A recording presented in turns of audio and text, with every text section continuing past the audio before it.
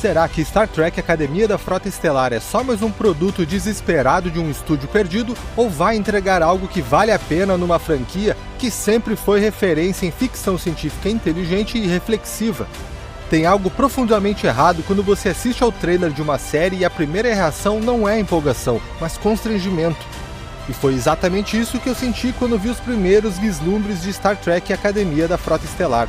Não é só decepção com mais um projeto medíocre, é a sensação de estar testemunhando o último suspiro de uma franquia que já foi grandiosa, agora sendo sufocada por decisões criativas que parecem deliberadamente projetadas para afastar qualquer pessoa que realmente se importa com Star Trek.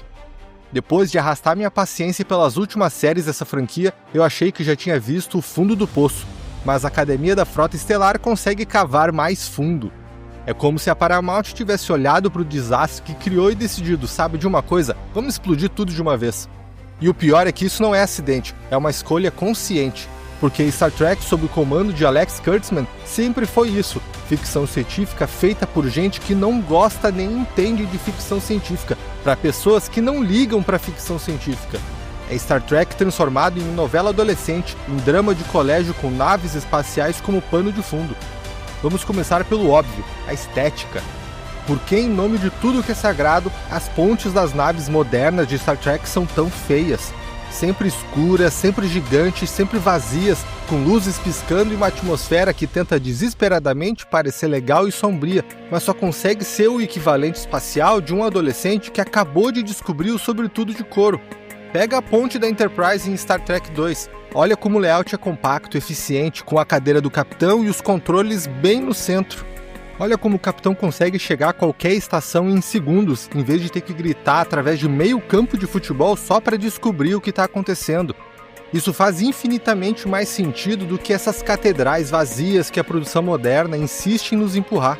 E tem mais, por que toda nave estelar agora é destruída em questão de segundos? Isso acontece em todo filme e série nova de Star Trek.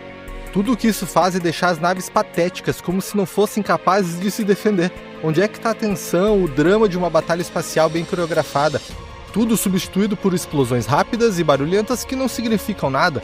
Mas o verdadeiro crime da Academia da Frota Estelar não está na estética, está no roteiro, ou melhor, na ausência de um. O primeiro episódio, As Crianças de Hoje em Dia, é um arrasto interminável. Os primeiros 13 minutos antes dos créditos iniciais são um sofrimento, desagradáveis e entediantes. A gente vê Caleb quando criança sendo separado de sua mãe pela Frota Estelar, especificamente pela Capitã Nala Ake, porque a mãe dele estava envolvida com o criminoso Nuz Braka. O garoto vira tutelado da Federação e logo em seguida, numa cena completamente inacreditável, o garotinho escapa da custódia deles. A Frota Estelar simplesmente perde ele.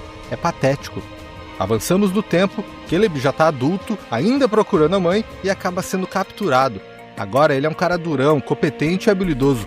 Enquanto isso, a Capitã Nala é recrutada para ser a chanceler da recém-reaberta Academia da Frota Estelar. Ela aceita o cargo com a condição de poder ajudar Caleb e consegue convencer ele a entrar para a frota. Ela se sente culpada por ter separado ele da mãe e promete ajudar a reencontrar ela. E aqui está o problema central dessa trama. A busca de um jovem pela mãe perdida não é exatamente algo original. Não é um tema forte o bastante para Star Trek. Como arco de temporada, é muito fraco. Não tem profundidade nem mistério. A mãe aparece por pouquíssimo tempo e logo é jogada na prisão. Detalhe, ela também foge da prisão. Todo mundo foge da prisão nessa série. Até Caleb conseguiu quando era bebê, é ridículo. A gente não conhece essa mulher, não sabe quem ela é, não cria vínculo nenhum. Então não existe impacto emocional. E Caleb cresce como um jovem raivoso e ressentido, mas ao mesmo tempo ele se torna forte, competente, engenhoso, independente e resiliente. Então, por mais triste que seja uma criança ser separada da mãe, olhando para quem ele se tornou, podia ter sido bem pior. Ele virou um sujeito durão, capaz de se virar sozinho. Então por que exatamente eu deveria me importar tanto assim? E isso diz muito sobre TV moderna. O eixo central da série é um trauma de infância. Ah, e detalhe importante, o pai dele nem é mencionado uma única vez. Só a mãe. Mais um caso clássico de lar sem pai. Ou foi mais uma concepção imaculada das bruxas de Star Wars? O episódio não tem nenhuma história principal de ficção científica. Nenhuma, zero. Eles vão pra nave e os personagens são apresentados, cada um fala um pouco de si, e aí Nuz Braka aparece do nada, por motivos genéricos, só pra criar conflito. Porque o roteiro precisa de conflito. Ele captura a nave, os cadetes precisam trabalhar juntos para resolver tecnicamente o problema e escapar do perigo. Depois, Braca confronta Caleb. A gente não sabe praticamente nada sobre esse Braca, aliás, ou seja, é mais um vilão sem impacto. A única coisa forte ali é a atuação de Paul Giamatti, que realmente é muito boa, mas está completamente desperdiçada. Caleb e Braca lutam, Braca foge, eles vão para São Francisco e o episódio acaba. Não tem momento Star Trek, não tem nenhuma reflexão filosófica, não tem dilema moral ou ético, não tem conceito de ficção científica interessante, não tem nada de original. Para a gente comparar, o primeiro episódio de A Nova Geração apresentou todo o elenco e contou com uma história própria, com a humanidade sendo julgada e o mistério da estação Farpoint, que no fim era uma forma de vida alienígena mantida em cativeiro. É uma boa história de ficção científica. O episódio é um pouco lento e tem problemas de ritmo, mas era a forma de fazer TV na época e o primeiro episódio de Star Trek desde 1969. O primeiro episódio de Deep Space Nine, na minha opinião, é o melhor piloto de Star Trek. Um pai viúvo, carregando o trauma da morte da esposa, assume uma estação abandonada, mergulha na política, descobre os profetas, o templo celestial e o conceito de tempo linear. É riquíssimo em ficção científica.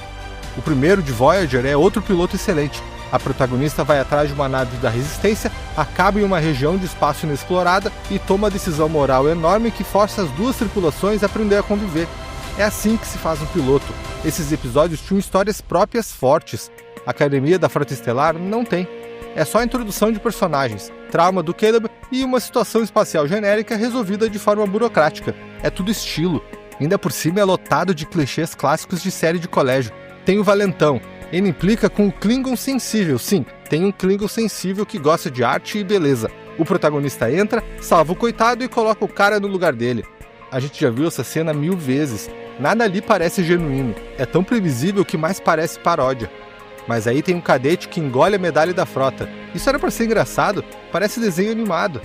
Agora, o maior problema, e isso já acontecia em Discovery e continua aqui, ninguém consegue lembrar o nome dos personagens secundários. Não é só comigo, isso foi comentado várias vezes. Os nomes são ruins, obscuros demais, difíceis de lembrar, e os personagens são tão genéricos que se misturam. Eu não sei quem são essas pessoas, eu não me importo com elas. Como eu vou lembrar dos nomes? Sinceramente, do jeito que isso está escrito, esses personagens precisam começar a usar crachá. Dos cadetes eu vou me lembrar do Caleb, sem problema. A Gênesis também, nome marcante. Mas o resto, já esqueci tudo. E o elefante da sala? Por que essa série existe? A resposta é simples e deprimente. Ego. Porque o que me deixa mais decepcionado não é só a qualidade, é a audácia. É a forma como eles usam as vozes de personagens queridos nos trailers. Eles estão usando essas vozes icônicas para vender uma ladainha sagrada de sempre. Frases vazias que soam profundas, mas são ocas, sem significado nenhum. É Star Trek pra gente de teatro. É niilismo disfarçado de novela.